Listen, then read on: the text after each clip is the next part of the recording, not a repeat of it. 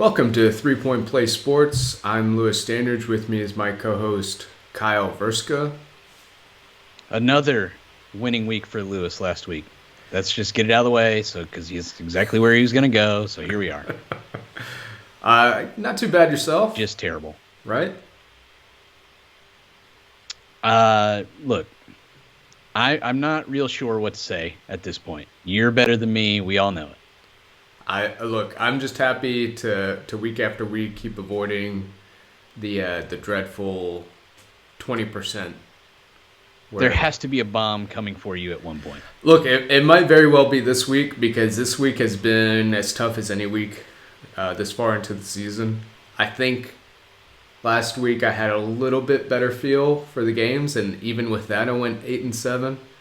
So this might be the week that people need to maybe lean on your picks. Well, here's the thing, is after this podcast was recorded last week, if I had stuck with that lineup, I would have been 9-6. But I changed the Thursday night game 10 minutes before kickoff because there was just way too much Packers drama. And somehow there's even more Packers drama this week. Made me switch to the Cardinals. And then I switched to the Vikings once it was Cooper Rush time, and was very wrong about that as well. That's going to be the other challenge this week. Week 9 is trying to sift through the multiple storylines that really have nothing to do with the on-the-field play. It's just distractions and storylines and drama and what have you. So, what matters and what doesn't matter? Do you want to recap our locks and anything else relevant from last week? Sure. I went 2-1 on my locks with Steelers, Bengals, Cowboys. I'm still giving myself that Cowboys point, even though I ended up changing it. You had Colts, Chargers, Vikings, and went 0-3, despite having a winning week. You did switch out of the Colts, but you still lose that point. Thursday, we both ended up with the Cardinals. We were both wrong. Dog of 3.5 or more to win outright. I had the Steelers. You had the Lions. I was correct. You were incorrect, picking the Lions for the third time this year. Highest scoring team, I had the Rams. You had the Bills. I won that. The Eagles were overall. I am 8-2 in that mark. And then you won the week. And week-to-week bets, I had the Broncos with 4 or more sacks. They had 5.5, it looked like. No, that's bad math. I think they had 6. And then you had Stephon Diggs with 150 yards and 2 touchdowns. That did not happen. And then a nice little side bet just naturally emerged Sunday morning. You were dealing with some wide receiver issues or decisions in your fantasy lineup. You went with Cole Beasley. I said Tyler Lockett would have more points. Cole Beasley had a very good game. Tyler Lockett had a slightly better game. I think 3 more points. So I got that one. Still just completely amazed at your confidence in Tyler Lockett, despite being very middling since week 3. Look, he's from Oklahoma. I'm from Oklahoma. We're from the same general region of the state. So it just, I just have a feel for it. You're almost He wears related. awesome pregame cleats. One time he's wearing Quick Trip cleats. Quick Trip's the best. Just where we're at. All right. Well, let's go ahead and dive into... Hold on. We need to eliminate some teams first. It's our first week to eliminate some teams. Who are we eliminating? The obvious ones. Lions, Texans, Jets. Take your pick. Let's go Lions and Texans, because we have to go AFC and NFC. You know, I think the trick with now picking the Lions anymore is their win is probably going to come when we don't expect it. Much like the Who's expecting it ever? I'm just saying where it's more likely. Like take the Jets for example. Last year, their first win was against the Rams, and it was just like, who saw that? Yeah, nobody. Well, sure, but I think that's part of being a bad team is nobody's ever expecting you to win. Although you have expected the Lions to win 3 times in 8 weeks. Well, and I was not. I was probably in the majority last week. I'm pretty sure the money line tickets were on the Lions. So yep. And they just straight up did not show up whatsoever. That was embarrassing. That was by far their most embarrassing loss of the season. It probably won't be topped. Ooh, yeah, well, I don't know. They got 44 points dropped on them by a bad Eagles team. And they're gonna play better teams still. I mean, a lot of teams are better than the Eagles. Sure, yeah, they might lose by a greater margin. I'm just saying that all things considered, that's their worst loss, and it probably won't be topped. Yeah. Speaking of, no, bad Thursday night games. No, there was no good segue off that. But we're gonna segue into Thursday night super quickly. We're gonna touch on it just to get our picks in because 100% people watching this will have already known the results of the Thursday night game. So I'm going to go ahead and get it out. I'm taking the Colts. I think the Jets were in the right spot last week for the upset and the trap game for the Bengals. I think the Colts are in a great position to run all over the Jets. Can't wait to look stupid when the Jets win back-to-back games. You're not excited for the White Lotus season 2? Not without knowing what kind of consistency I'm going to get. Could this turn into True Detective season 2? Oof. Let's hope not. I'm going to take the Jets. So it's way too many points for an average Colts team. You know, the line before last weekend was like 14.5, I believe. I can believe it. And then the Jets won, and Carson Wentz threw the game away, which he's very capable of doing. Yeah, which was a big reason why I switched off the Colts. He tried to throw a ball left-handed in his own end zone, Lewis. Yeah, nothing to say about that. Next game up, the Cleveland Browns on the road. They are 4-4 to face the Cincinnati Bengals. Bengals here are 5-3. Bengals here -2.5. And I know my selections this week, as opposed to most weeks, show that I've picked. But these were just kind of like first draft reads on this. I'm actually going to take the Bengals. It shows that I've picked the Browns. I'm going to take the Bengals. One of the many distractions this week involves the OBJ stuff, and of all the distractions, I think this is one of those that actually may have an actual tangible effect on the locker room. I think outside of that, the Browns' success in running the ball may not be as strong against the Bengals, who surprisingly, of all the defenses that were trashed last year, I think they've improved as much as anybody. And I think the Bengals, who were looking great before the Jets game last week, are ripe for a bounce-back spot. So the way that Mike White lit up the Bengals last week was mostly throwing underneath to running backs. I think 63% of his yards or so were after the catch because he just kept throwing to running backs. I think Michael Carter had 8 catches. I think Jameson Crowder, who's definitely a guy who works in the 7-yard box, had 8 catches. Their backup running back had a bunch of catches, Ty Johnson. So, you know who else likes to do that, Lewis? That would be the Browns. They love to throw the ball to Nick Chubb, but I still think that Kareem Hunt's out for this game. This is going to be for second place in the division, right? Whoever wins out of these two is going to be probably in the season second place, we would think. Maybe. I'm still unsure with Baker's shoulder injury. Like, how much is that going to affect the rest of the season? The problem here with the Bengals is their offensive line is still very subpar, and the Browns can still get after the passer. So I'm going to take the Browns here and not feel great about it. Yeah. The other thing I might look at and see it is relative to the offensive line injuries the last couple of weeks for the Browns, because I know that is one of their keystones, and they haven't had a full set of their usual starting 5 that are all studs. So if those guys are all back, and may switch back just because that's such a dominant factor, but without knowing that, I'm going with the Bengals.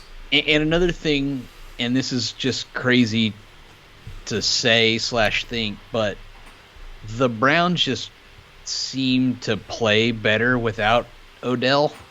I mean, I don't think they are better without Odell, but they seem to play better without Odell. If you remember last year after he got hurt in week 5 or 6, whatever week that was, that's when they kind of took off. So I think that getting that black cloud out of here is a positive for the Browns.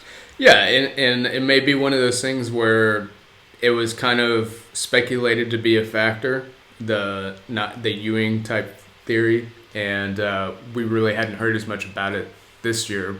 Maybe they're just good at keeping it under wraps.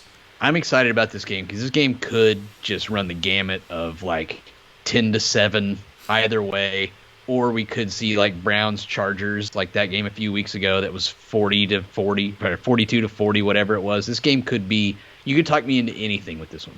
Yeah, yeah, makes sense. Next game up, the Denver Broncos, 4-4, far away from their 3-0 start, on the road to face the Dallas Cowboys, 6-1, have won 6 straight, have covered 7 straight. And Cowboys Tried to tell you, yeah. and then I switched off of it. Yeah, you tried to tell me, and then you couldn't tell yourself. Cowboys here minus 9.5. Broncos traded Von Miller in the week, which I don't know, maybe leaves them with one healthy linebacker. I'm not sure what kind of defense that is. And I got to say, Kyle, this game is terrifying. I'll let you lead this off. Do we have an update on Dak? I believe he's playing. He was practicing today. Okay, well, if we're getting Dak, then the Broncos are not hanging with the Cowboys. So this is a lock on the Cowboys if Dak plays. All right. Well, all impressions are that he is. So. Well, Broncos offense, very bad. Yeah. Although Cowboys defense can make offenses look good still. I mean, I know they're 6-1. You're like, what are you talking about? It's like teams are racking up yards like crazy, and then the Cowboys get in turnover. So, yeah. Which is great, but at some point that's unsustainable. Look, I think by all accounts I'm sold on this Cowboys team.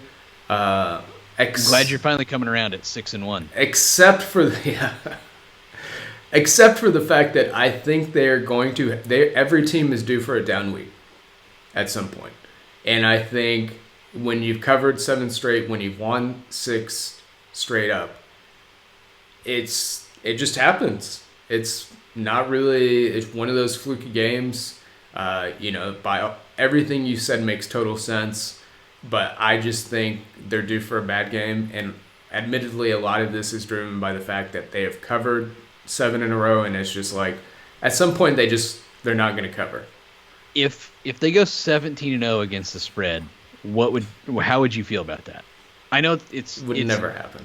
99% not going to happen. 99.9%. What if that 1/10% happened? It would just be mind-blowing. But you know what? Honestly, would you take that over a Cowboys Super Bowl?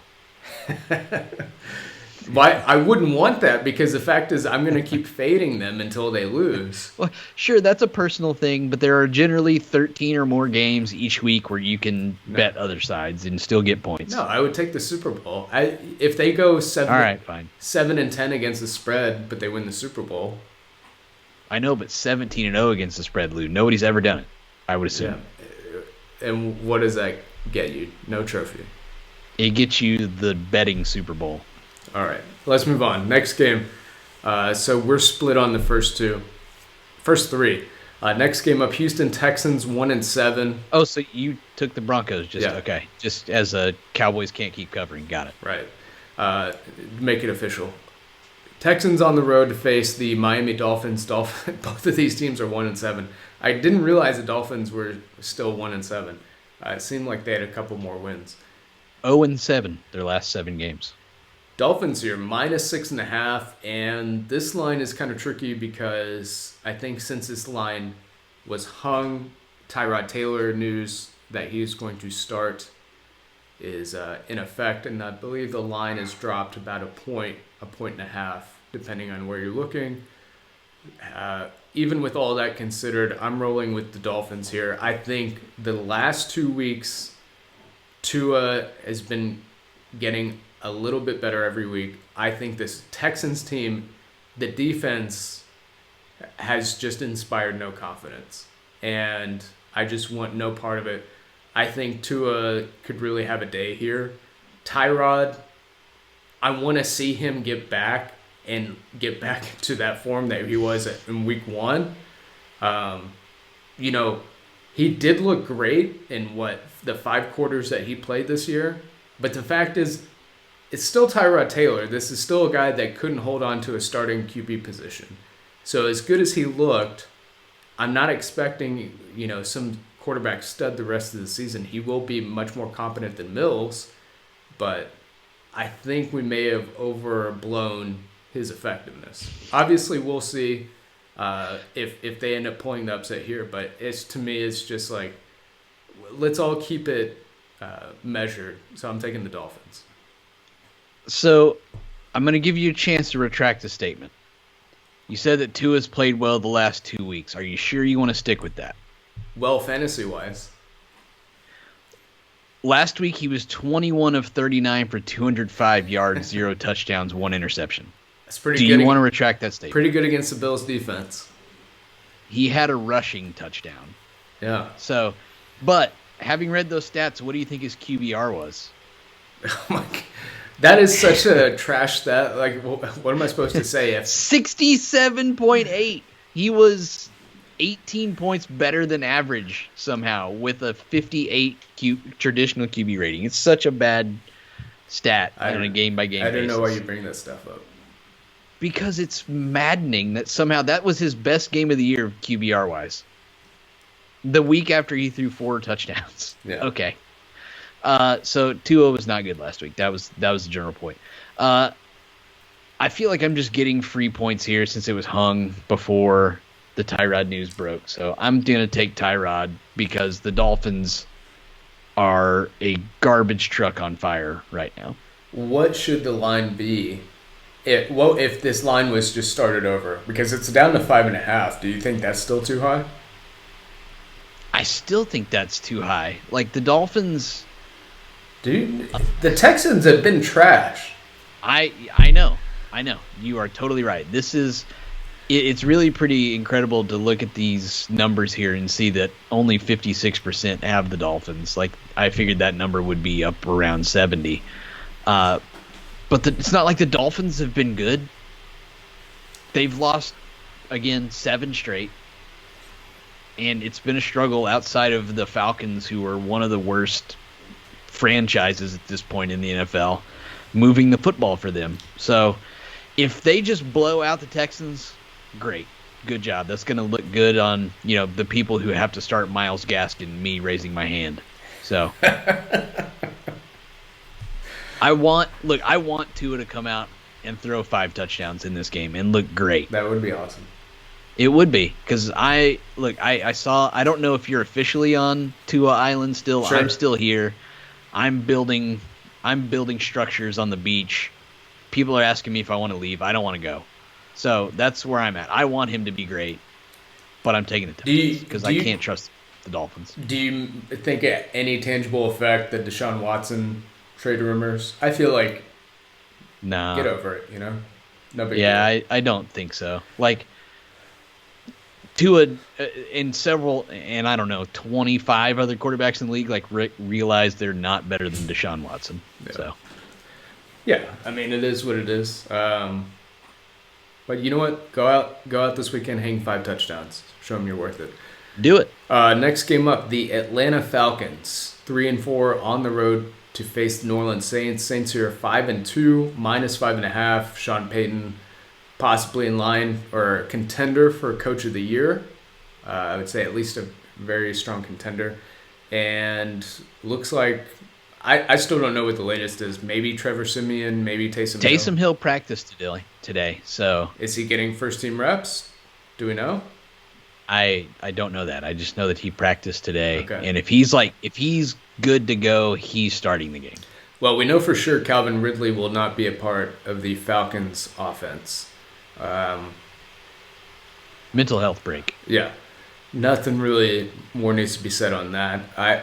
This one's super tough for me because everything is screaming like the Saints were so good last week against the Bucs, but the contrarian with Trevor Siemian. The contrarian me is thinking if it's Trevor Siemian, that leaves such a strong chance for like some sort of backdoor or the Falcons to just hang around because the Saints, the by all accounts they'll be trying to run the ball like they've been doing. Should have fairly success against the Falcons like anybody else. But just the fact that it's 5.5, I really could see this as a 17-13 game. And I think the Saints may have a little bit of a letdown coming off the Bucs win. So I'm taking the Falcons plus 5.5. I don't feel great about it. I'm with you on the Falcons. Wow. Last week, if you remember, I was taking the Saints because it was Halloween in New Orleans. Great call. And I just said weird stuff happens. And weird stuff happened. Did you know, by the way, great job by me. Peyton is 5-0 on holidays? No. But he did run his record. This is one of my favorite stats, and I brought this up to you. In the last 3 years without Drew Brees, so counting this season, he's 13-3 without Drew Brees, which is really remarkable. If Taysom Hill starts, I think I like the Saints more, but I'm not betting on Trevor Siemian. So the Saints defense is really good. I would hope that Kyle Pitts getting a taste of the NFL versus Stephon Gilmore last week. You know, if they throw Marshawn Lattimore on him, which is probably what I would do since there's no Cal Ridley, that could be an issue, but I'm with you on this Falcons here, plus 5.5.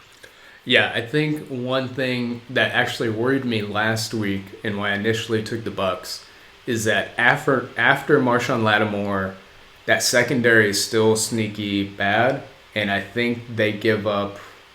They're like bottom 10 overall in wide receiver fantasy points giving up.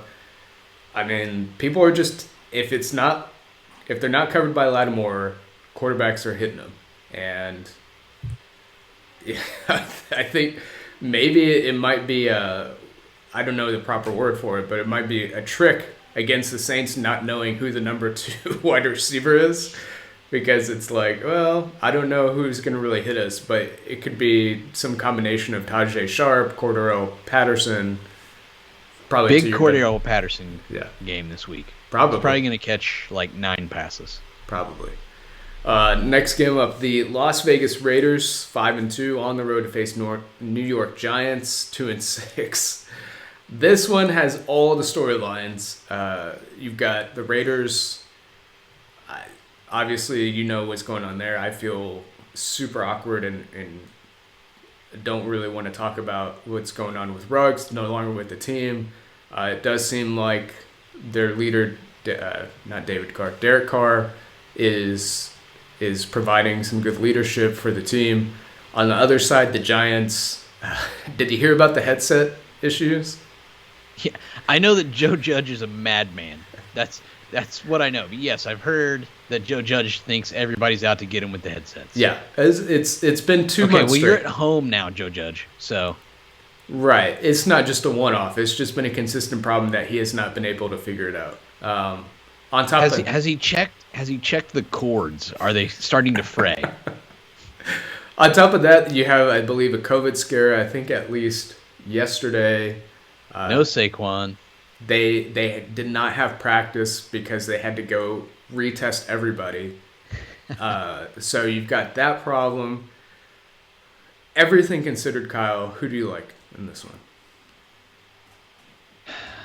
I really wanted to take the Giants, but there is just such issues going on. And the Raiders have responded to Gruden's resignation really well, and I think they keep it going here. I think they're better on both sides of the ball than the Giants, and it's just not enough points for me to trust the Giants, and I'm really starting to think that Joe Judge is out after this year. Yeah, I think it's funny because there are definitely a couple of things that he seems to do that would lead me to believe that the team chemistry is working well and that the guys get excited. And then there are things that he does that just don't make any sense. And it's really kind of, it's hard to put the two together. But maybe that's just a lot of coaches. Is like they're really good at certain things in building the locker room and not so much with the X's and O's. Probably like a Dan Campbell type. So I'm with you there. I'm on board with the Raiders. They're coming off a bye. It is an unfortunate distraction on their end, but especially coming off the Gruden stuff. But I think this just continues to coalesce the team and maybe end up making them play better. Next game up, the New England Patriots, 4-4 on the road to face Carolina Panthers. Also 4-4. Panthers here plus 3.5. I believe PJ Walker will be starting this game. I haven't heard anything about Darnold recovering yet from, was it concussion? Yeah. Yeah. Patriots, one of the hottest teams right now. They're coming off wins against the Chargers and who'd they beat the week before? The Jets. Yeah. Yeah. So I'm actually going to roll with the Panthers here, plus 3.5.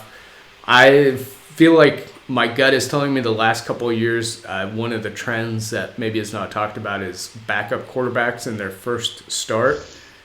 And I think there's actual sneaky value. It's not something I brought up last week with Mike White, but because, to be honest, I had forgotten about the trend. But I think PJ Walker, honestly, can't really see much of a drop-off between Darnold and him. Maybe I'll be proven wrong, but Christian McCaffrey possibly coming back would be massive. I also think at some point the Patriots have been playing over their heads the last 2 weeks, and I think at some point they're due to disappoint. It's still really tough. I know that the Patriots just ran all over the Chargers last week, but everybody runs all over the Chargers every week. Yep. But it's still so tough for the Patriots to move the football. I'm with you on the Panthers here. I love the home dog. McCaffrey coming back would be great. The Panthers' defense is very good, but you've forgotten one thing, Lewis. What's that? It's the Stephon Gilmore revenge game. That's right. Yeah. So whichever garbage wide receiver he's going to cover is going to be even more garbage than usual. So give me the Panthers plus 3.5 and the PJ Walker era begins, because what has Sam Darnold done since the third week of the season? Yeah, I'm locking the Panthers, by the way. All right. I feel good about it. Oof. Next game up, the Buffalo Bills, 5-2. Hold on. Before we move on, does Bill Belichick versus inexperienced quarterbacks factor in here? That's more so like a rookie thing for me. PJ Walker's been around the block, so no. In the XFL? Yeah. Okay, so it's just strictly a rookie thing, not just an inexperienced thing. Right. Bill Belichick would have had trouble against the White Lotus last week. Maybe. I don't know. It's kind of funny that we didn't really see the Bengals adjust that much. They were winning that game by 11 in the fourth quarter, and then just fell apart. Well, whatever the case may be, I have faith in PJ Walker, at least for 1 week. We'll see. We'll see if he has a middling game. I may fade them, but if Christian McCaffrey comes back too, that may be more of a boost than anything. This game, Buffalo Bills 5-2 on the road to face Jacksonville Jaguars 1-6.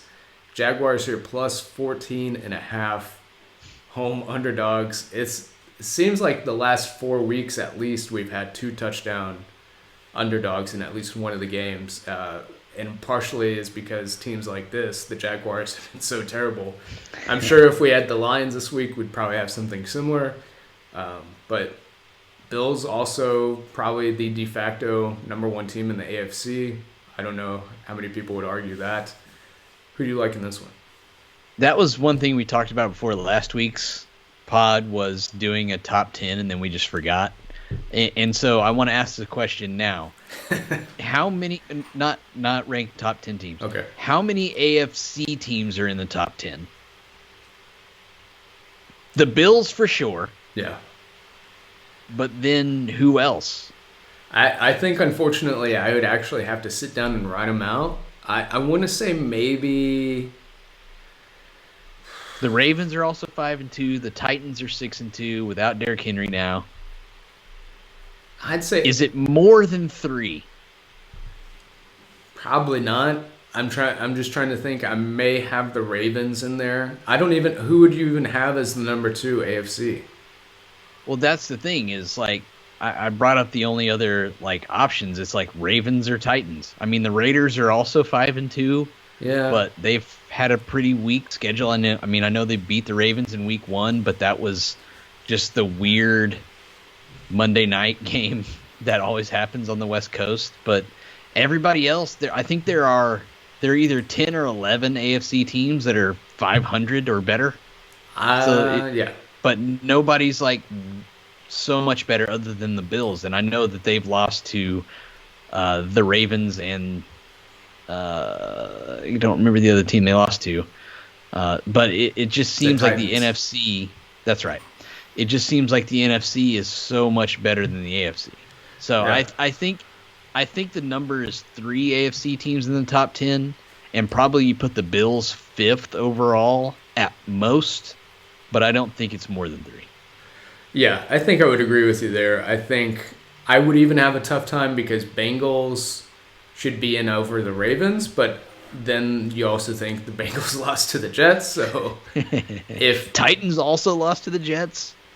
Yeah, go figure. I mean, I think Ravens, at least the third one might just be tough. Yeah. Okay. So as far as this game goes, Jaguars, did they have a bye last week? They're coming off a bye, right? No, they had a bye a couple weeks back after London.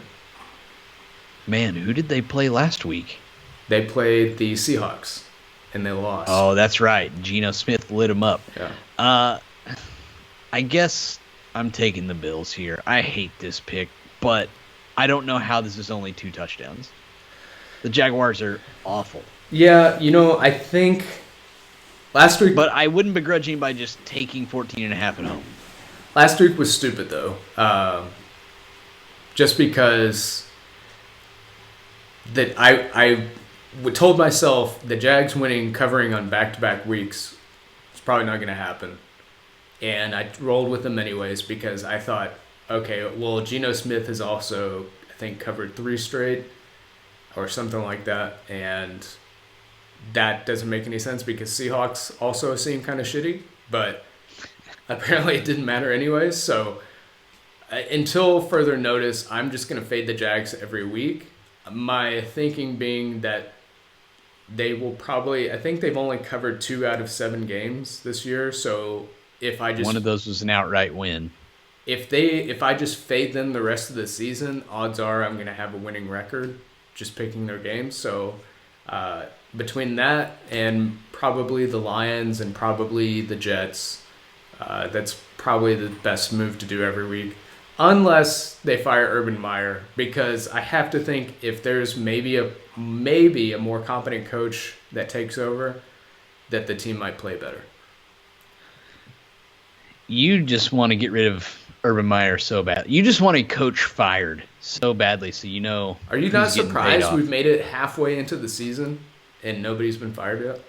This usually happens. No, I don't think that's true. Yeah, I think teams generally wait till week 10 at least. Okay, well, the thing with the Texans is that the expectations were already very low. Mm-hmm. So if they lose, that gives the Dolphins a win. Dolphins go to 2-7.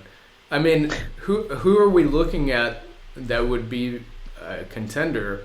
I mean, that's just almost impossible to go a full season without one coach at least getting fired. Yeah, I think we're looking at Zimmer and Joe Judge right now would be my 2 leading candidates. But we know that the Mara family doesn't like to do firings. I know, but if he keeps bringing up NFL conspiracies against him, what else can you do? Because all the Maras want to do is protect the shield. That's why we have the dumb taunting penalties. Yeah. The Jaguars are 5th worst in terms of yards per game given up through the air. And rushing yards, where do you think they are?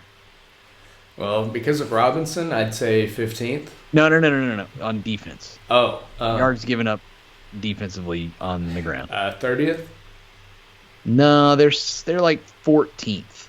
Is that all? Because teams will just say, okay, we'll just throw on you? Well, it helps here because the Bills don't even care about running the football. Yeah. So I'm taking the Bills. You're also on the Bills. You're fading the Jaguars till further notice. Yeah. Good for you. We'll see how many points. I mean, if they get 20 points as an underdog, that might be something else. I don't know. All right, I'm making this my bet of the week. The Bills score at least 5 touchdowns. Oh, well, okay, that's nothing. That's nothing? Yeah. Okay, they score at least 5 offensive touchdowns. Try harder. Okay, fine. Well, you're just nixing that one. Got it. I need something bold. Go 6 touchdowns. Okay, well, look, we're going to have to come back to this now. Okay. All right, next game up, Minnesota Vikings 3-4 on the road to face Baltimore Ravens 5-2. Ravens coming off a bye, Vikings coming off an embarrassment on Sunday night. Is the only way to put it against backup. Kirk Cousins just threw short of the sticks again. Which, if you don't notice, matches up with my first start for a backup quarterback covering the game. Right? What? Remember? Sure, yeah. Cooper Rush? Yeah. Okay. Everything is falling into line. But that happened to whatever. Okay. All right. Continue. Yeah, now I just threw myself off. Ravens coming off the bye. They've got their committee of veteran running backs. I'm rolling with the Ravens here. I feel like the Vikings could play up to the competition and do something equally frustrating, which they just seem to be one of those teams where it's like you start to believe in them, they suck. You don't believe in them, and then they pull the upset. I think the big deciding factor and why I'm shying away from that is because the Ravens are coming off a bye, and I think they should be able to throw. You got another week of incorporating Bateman into the offense, so you've got some really legitimate weapons, verticality, stretching the field, wide receiver core, and they're fairly healthy. So I'll take the Ravens over the Vikings. Then this may lead to Zimmer on the edge of the hot seat. Let me just rattle off some numbers real quick. Are you ready? And then I want you to tell me what they mean. 3, 1, 13, 7, 2, 6, 4. No clue. That is the point disparity in each game for the Vikings this season. Okay, so they keep them all close. Yeah, only one game. Well, I'm sorry. 3 games are 5.5 or more, but every game but one is 1-score game. So Vegas knows what it's doing with this line here. Yeah. It's like, hey, Vikings keeping things close, but also there's been 3 games of more than this. So which side do you want? I can't believe the Ravens are only 5.5 point favorites in this game. Why aren't they at least 6.5? Well, I think is Justin Jefferson playing in this game? Because I know he left last game. No idea. You're the injury guru, not me. Okay. Well, it may not even matter because Kirk Cousins can't seem to find him anyways. The Ravens haven't covered a tight end all year either. That's fair. Tyler Conklin scare you? He would scare me more if it wasn't Kirk Cousins. But it's also I brought this up last week, and this is why I picked the Cowboys, and then I just panicked and switched to the Vikings because of Cooper Rush. Kirk Cousins is really bad in primetime. Just really horrendous in primetime. This is as far away from primetime as you can get. Yeah, that's true. I'm taking the Vikings plus 5.5. A lot of good points. I may end up switching to the Vikings, but if Lamar takes over this game, great. It's good for me in many different places. But seems like it's too many points for a team that can competently move the football if it's not playing in primetime. Yeah. Danielle Hunter, I believe, is out for the season. So another pass rusher lost for the Vikings. This has all the trappings of shootout because the Ravens can't stop the pass either. Yeah. Well, good point. Next game up, the Los Angeles Chargers 4-3, coming off 2 straight losses on the road to face the Philadelphia Eagles 3-5. Eagles coming off that huge win against the Lions. They're plus 2.5 and seemingly more than capable of replacing Miles Sanders with Boston Scott and Jordan Howard. Who do you like in this one? And just I forgot the Ravens were this bad, but they are first in the league in terms of yards allowed, as in like 32nd. They've given up the most yards. The Ravens? The Ravens through the air. You may have talked me into the Vikings on that. No, please stay away. I'm sorry to all of the Kenneth Gainwell free agent auction budget spenders out there, myself included.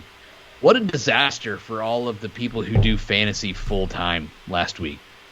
Saying Kenneth Gainwell is a guy you want, and he ended up with the most carries, and they were all in mop up duty in the third quarter or in the fourth quarter after the other two running backs had each scored 2 rushing touchdowns. Yeah. Great job, fantasy guys. He had like 1 touch before the fourth quarter. What the hell was that? It seems odd that you would just, instead of when your guy ahead of you goes down, instead of getting more opportunities, you would even get less. Just backwards. Yeah. You literally went to 0, essentially. But my goodness, what is going on with the Chargers? Can you explain it to me? It is, I think it's just teams consistently just knowing how to attack them defensively against their defense. Just, running the ball. What is it? They lost to the Patriots, who were just able to take it. They got crushed by the Patriots, who've crushed them back-to-back years now in L.A. Well, to be fair, I think another part of it is Herbert has not been great, which I don't know what the deal is. But he's also questionable. That game was a good. lot closer until the last 2 minutes when Herbert went to throw the ball, I think, to Jared Cook. And Cook, like A.J. Green, didn't even look at the ball. And then there was an interception that turned into a pick six. So maybe just bad luck. I'm not sure. It seems like the Chargers may just be a high variance team. If we look at their season so far, it's converting on third downs and fourth downs and pulling off strong wins, and then having pretty bad losses against the Ravens and Patriots. I mean, it's one of the tougher teams to pick right now. Look,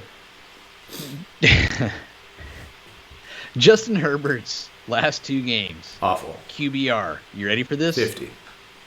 15.9 and 16.4. What is up with that?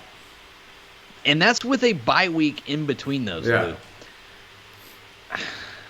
I can't trust the Chargers right now. I think the Eagles are terrible, but the Chargers are floundering. So if the Eagles are going to run the ball like they did last week, I don't know what the Chargers are going to do. So I'm taking the Eagles, which is horrifying. Nobody would be taking the Eagles with the Chargers being -2.5 before the season in this game. And I think ultimately, to repeat what I said, I think the Chargers may just be a streaky team, and they're going to go on 3-game win streaks, go on 3-game losing streaks, and we're going to reach the playoffs and not know what to do with this team.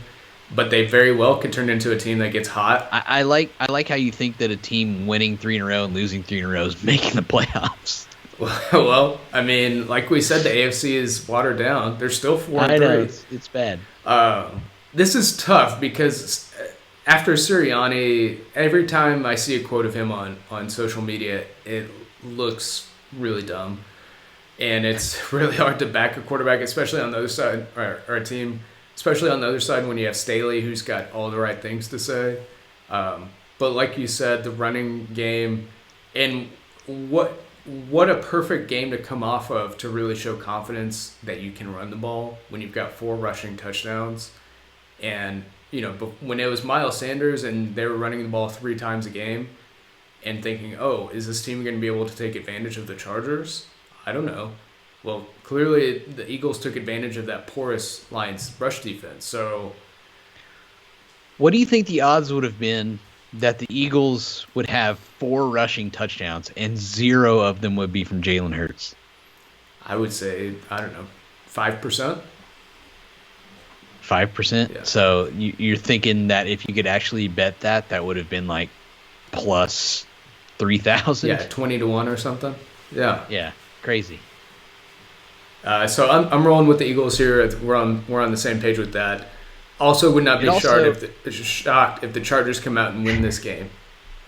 I wouldn't either. You're right. If they could absolutely just come in and steamroll the Eagles. Can I say that I hate the scheduling for this week? There are 14 games, and we have 3 in the late afternoon. This happens every year. It's terrible. And I know it's just because they're like, oh my God, Packers, Chiefs, everybody else needs to get out of the way. And now we get Jordan Love.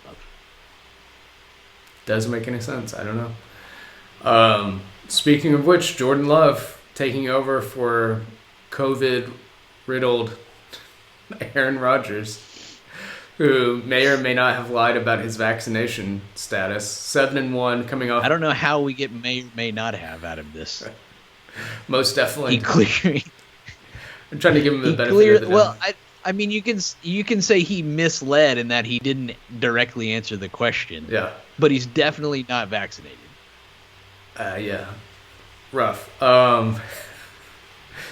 So Jordan Love, the heir apparent, taking over for a team that I believe has covered 6 straight. I know clearly they won and covered last week in beating the Cardinals.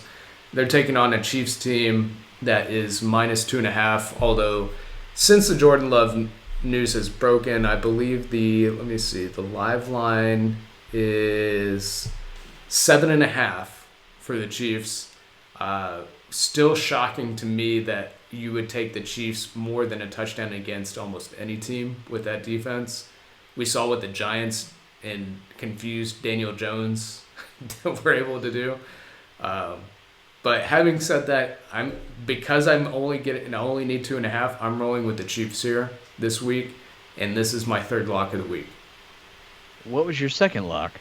I have you with Panthers only. No, I had. Don't tell me no. Yes, you had the Panthers. Oh, okay. Second lock of the week then. I thought I had 2 already. Welcome to our first double lock of the year. No, oh, great. Yeah, we have. Everybody bet the Packers now. Good luck. We have to because we're cheating Why the would system. you do this to me? This has never. These turned out lines are well. posted on like Tuesday, and because if this one doesn't happen, then no line ever can be trusted. Sure, whatever. The Chiefs are going to throw all over the Packers. Jordan Love has the opportunity to throw all over Daniel Sorensen, but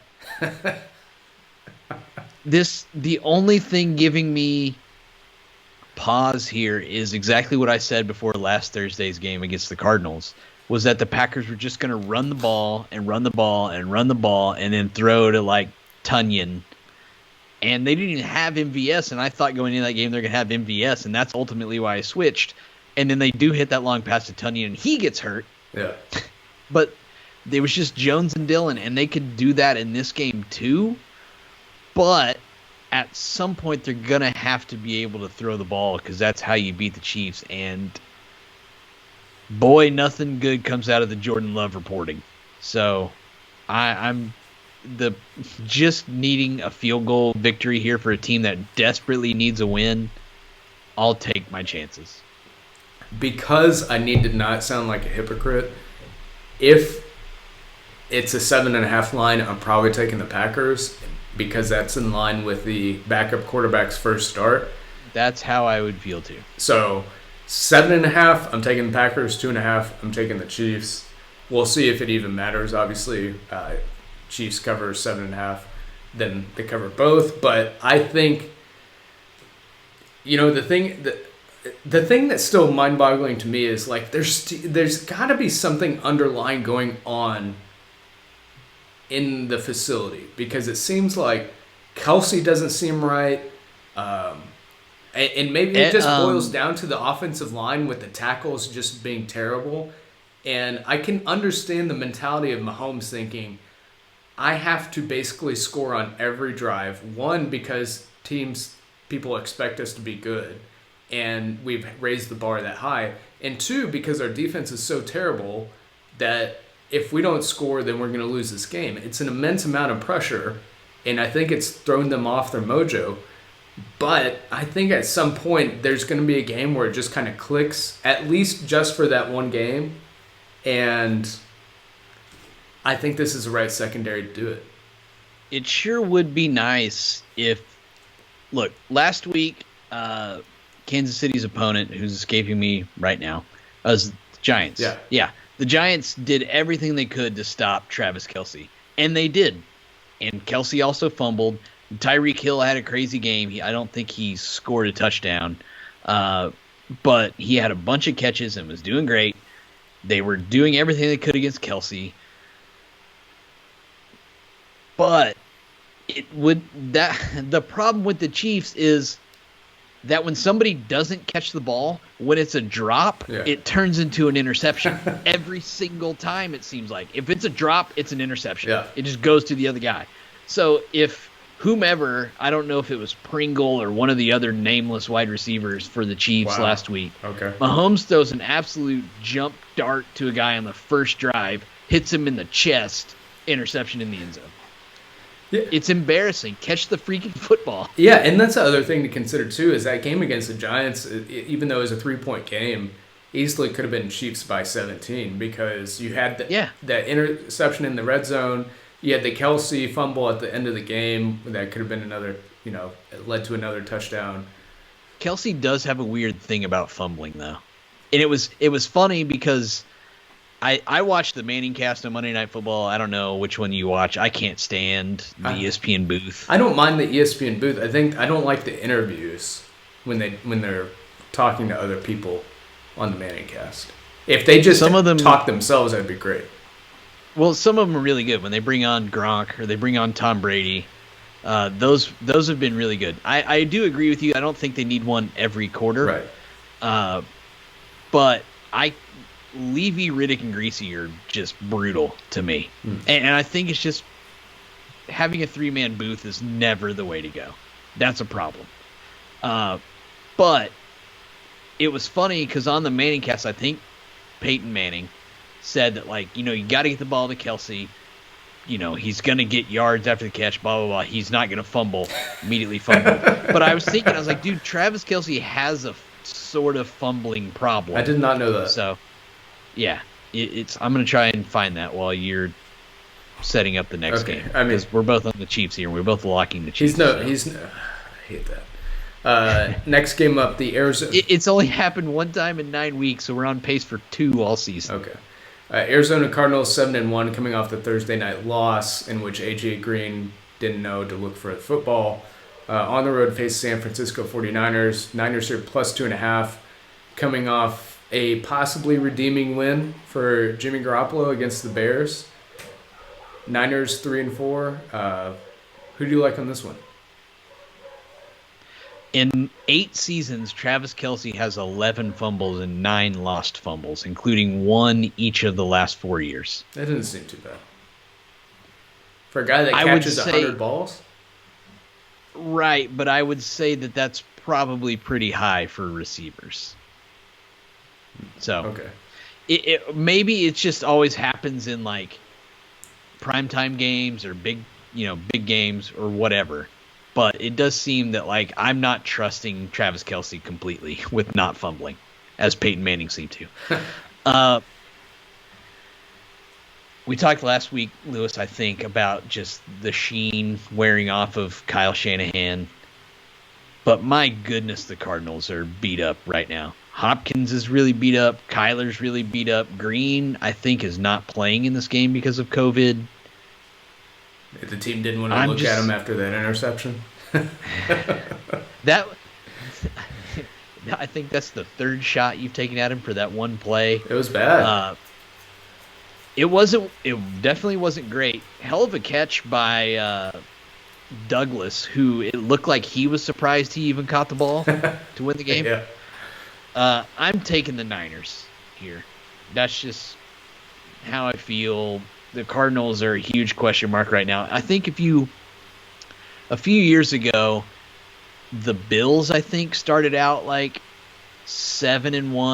or 6-1 and then finished 8-8. We could be seeing that with the Cardinals. I know it's really early to say that. I think a couple years ago, maybe the Cardinals started out 4-0 and finished 6-10.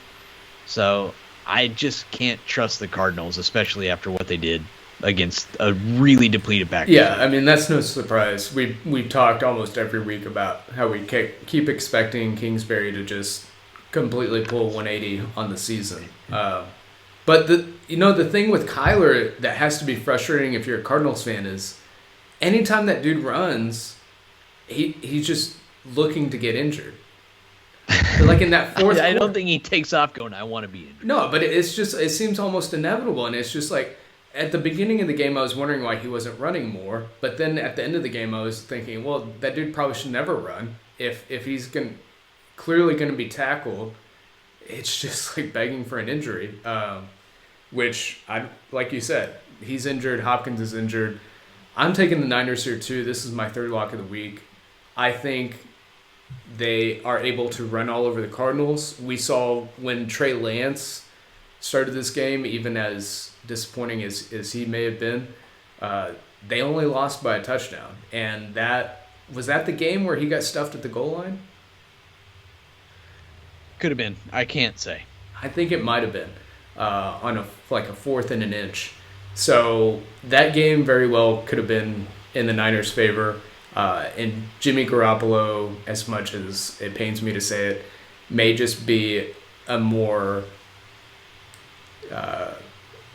less risk-averse quarterback for the Niners and just take care of business. Really, they just need to run the ball, less Jimmy G. They should have this, and then we're probably looking at the Cardinals losing 2 straight. Yeah, I don't know what I'm getting out of the Cardinals at this point. So, Niners run the football, just take care of business. Yeah. Next game up, the Tennessee Titans, 6-2. No Derrick Henry now for the rest. Well, possibly the rest of the season to be determined. On the road to face Los Angeles Rams. Rams here 7-1, -7.5 home favorites. I'm rolling with the Rams here. I think the Titans have been on fire lately, playing a little bit of their head, getting a little lucky. Of course, that was balanced out by losing Henry.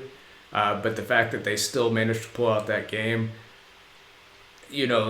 they gave up 31 points, and it was Carson Wentz. So how many points are the Rams going to be able to put up? The secondary is just, and much like the Packers, I think we haven't talked enough about how bad it could be if the right quarterback comes along. So I'm going to take the Rams here -7.5. I'm sure the Titans are going to fight while Henry is out, but, this is a complete remake of their offensive philosophy unless Adrian Peterson comes in and replicates 80% of that. Nobody enjoys Adrian Peterson, the player, more than me. He's my favorite college player of all time. It's him and Darren McFadden. But he's 36 years old, man. He's just off the street. I can't imagine he has much impact on this game or probably not really this game. Going forward. I mean, he just got signed. How many carries does he even get in this game? 8? Yeah, I know. Maybe. But I just can't imagine he has much real impact going forward either. So I'm locking the Rams. The Titans, I agree with you, have been playing above their head, but now you're right, is a complete offensive shift. I know that Vrabel tried to downplay it and saying running backs doesn't really matter all that much. And it's like, well, it does when your running back was Derrick Henry, who had literally 70 more carries than anyone else in the league. It's kind of clear what you want to do here. Yeah. And I think if you remember, McNichols last year, I think, played in a game and was pretty good. Yeah. In that one game that he started last year. I wouldn't be surprised if he's decent. Yeah. I'm trying to look. Last year, he had 204 yards. I can't look at I can look at game log. He is the polar opposite of Derrick Henry. He's 5'9". Yeah. Derrick Henry is 6'3", 250 some odd pounds. They didn't even want to get somebody just like Henry. They wanted the opposite. Yeah. So it's a problem. I don't think the Titans can adjust that quickly Right. against a really good team. Do you have the Rams number 1 right now? I mean, I trashed them a few weeks back, but I mean, the games are the games. It's really hard to say no. Has there been a team more impressive over the last month? No, definitely not. I've got the Rams number 1. They just traded for Von Miller. Like, they are the absolute definition of stars and scrubs, but their stars are really good. Yeah. So I'm locking the Rams here in this game. All right. Next game up, Monday night, Chicago Bears 3-5 on the road to face Pittsburgh Steelers 4-3. This is one of the toughest games of the weekend to pick for me because the Bears, they've won a couple of games that you look back and you're like, what the hell? How did they pull that off? And then they've lost some games that you're like, yeah, that kind of makes sense. What the hell? How'd they pull that off? Yeah. And on the other hand, you kind of know what you're going to get from the Steelers. It's just scary knowing that you'd have to take 6.5. I just don't know. Like, I would prefer not to have to pick this game, obviously, because I don't know if would I like less, the Bears offensive line or the Steelers offense as a whole. So, who do you like in this one? I don't know if you noticed this, but in our Slack with our fantasy team, or our fantasy league, I asked the commissioner of the league, who's a huge Steelers fan, what it's like to watch this offense, and did not get an answer. But I take that to be his answer, that like I can't answer the question. Yeah. That's how bad it is. Yeah. But my God, the Bears have lost 3 straight. They put up 14 on the Packers, 3 on the Bucks, in like maybe what might be Justin Fields' worst game of his career ever. If he pans out, I mean, who knows if he's going to pan out? And they put up Worse than the 1 yard 22. game? That was 1 net yard. One. Okay, Lou. Okay. But he had 5 turnovers against the Bucks. San Francisco last week, they put up 22. So I think we could agree that those last 3 teams, Green Bay, Tampa Bay, San Francisco, are all at least top 20 defenses. Yeah. Well, now they're facing the Steelers, who are way better than that. So I'm just going to take a Justin Fields disaster in this game against a really good defense and say he has... All right, you want this to be the week-to-week bet? 3 turnovers for Justin Fields?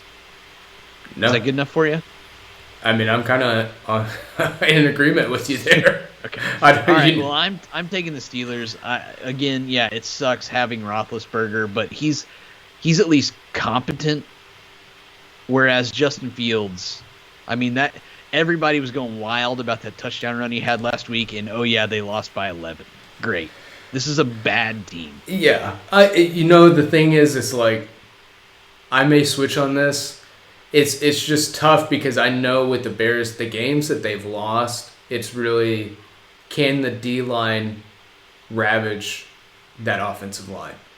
And if the answer is yes, it's almost all led to their losses. So I know the Steelers D-line, one of the better ones, should be able to take advantage.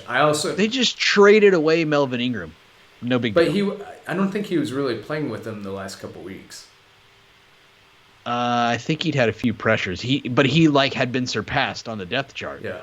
But that's the thing, is that's how good their defensive line was. They're like, here you go, Chiefs, have Melvin Ingram. Yeah. Yeah. That may just keep me on the Steelers side. I have to think Fields, he's going to have games here and there where it's just high variance and he's electric and it's just like, wow, this guy's going to be great when he puts it together and the offensive line is not completely garbage. And I'm sure he'll show flashes in this game, but, maybe a deep touchdown to Mooney. But outside of that, I can't. I agree with you. And then, the Bears defense are... It's totally solid, but if their offense isn't moving the ball, what can they really do? Yeah, they just get tired. And that may be the thing, if this is a low-scoring game... Because that defense, even if it's solid against the Steelers' offense, I don't know, is this a 17-13 game? It might be a 13-3 game. That's where I'm leaning. Just bet the under. All right. Just bet the under. Okay. Which the under is, what is the under is probably 38. I will get that to you. I really have a hard 39 time and a believing half. the Bears. Yeah, so give me the under on that. All right, Lewis, Survivor. I know you're done in our one league that kind of matters, but we still got to give it out on this podcast. All right. Where are you going? I'm going with the Bills. Fair. Easy. I think right now I have the Colts. I really need to look back on that. There's only me and one other guy who are you get 2 strikes in this one. He and I are still perfect. I think I've got the Colts. I need to look at that, but I do actually feel good about the Colts Yeah, for sure. winning the game. I mean, how many more times are you going to be wanting to take the Colts? Well, here's the other thing is like, how many games are the Jets actually going to win? Are they really going to win 5 games? Here's a bigger question, which everybody who Okay. will know by the time are we going to see Joe Flacco? I would rather watch a bad season 2 of the White Lotus than see Joe Flacco ever again. It may not be what you want. It may just be what we get. Yeah, all right, fair enough. Highest scoring team I won last week. I'm going first. I'm taking the Rams. You taking the Bills? Yeah. 6 touchdowns. Is that your side bet? Sure, why not? Okay. 3 to Beasley. All right, so you've nixed both of mine. I didn't even know we had that power. Gosh. I'm going to take... No, I don't want that. I'm going to take Dak Prescott 300-plus passing yards. Wow, against that secondary? All right. Okay. And then dog of 3.5 or more to win outright. Who you got? Ooh. This is a tough one. I'm going to take the Panthers. Dang it. Okay. We don't really have that many choices. There's almost... I mean, it wasn't this way to start the season, but there's probably going to be a 6.5, 7-point underdog that wins outright. Well, last week it was a massacre out there. The underdogs were crazy. Yeah, we were due. Yeah, you're right. Take the Vikings? I'm taking the Falcons. Oh, all right. Okay. Trevor Siemian loses his job then. Trevor Siemian doesn't have a job. Well, I guess we'll see. That's all I got for you, Lou. All right, let's get out of here. If you like the video, want to subscribe, hit the bell, the thumbs up down below. We appreciate it. Leave a comment. Kyle loves all the good feedback and hates the bad feedback. So give him whatever. I mean, I'll engage with the bad feedback too. Let's be honest. You give me bad feedback in Slack all the time, and it takes a lot for me to just let it go. All right. Well, it looks like my daughter's trying to break in. So until next week, Kyle, good luck and seize the carp. Thanks for watching, everybody.